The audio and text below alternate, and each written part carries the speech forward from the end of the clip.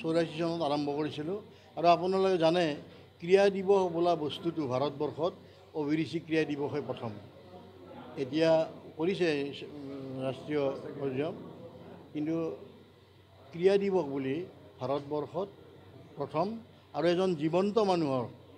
জন্মদিন এনেকুৱা ৰাজহুৱাভাৱে পতাটো ভাৰতবৰ্ষত নহয় বিশ্বত প্ৰথম নজিৰবিহীন বুলি আমাৰ মিল্খা সিঙৰ নিচিনা আমাৰ কপিল দেৱৰ নিচিনা মানুহে কৈ গৈছে আৰু তেওঁলোক সেইকাৰণে আহিছিল ইয়াত আমাৰ এই অনুষ্ঠানত গতিকে এইবাৰ আমি 3 ছেপ্টেম্বৰৰ পুৱা 6:15 আমি আৰম্ভ কৰিম সামূহিক দৌৰ চানমাৰী ফ্লাইঅভাৰত সামূহিক দৌৰৰ অন্তত আমি 9:30 বজাত এই স্থানত আমাৰ তুমি কোৱা নেকি হেৰি তৰুণ ফুকন ইনডোৰ হলত আমি আন্তঃশিক্ষানুষ্ঠান PT এণ্ড ডেন্স কম্পিটিশ্যন বনাম আৰু 4 তাৰিখে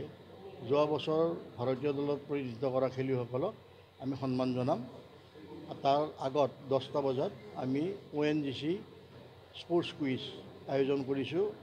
সদৌ অসম ভিত্তিত যোৱাবাৰো আমি কৰিছিলোঁ যথেষ্টখিনি ল'ৰা ছোৱালী ইয়াত যোগদান কৰিছিল সেইটো বৰ উৎসাহৰ বিষয়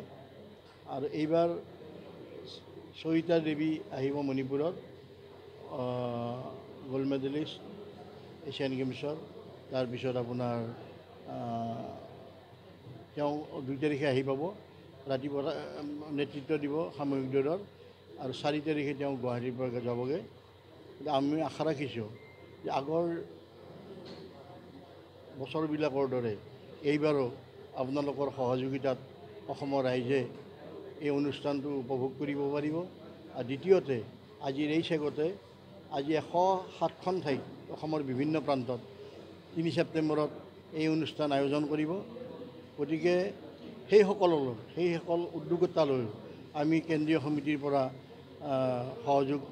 কৰাৰ কাৰণে আমি কৃতজ্ঞতা ধন্যবাদ জনাইছোঁ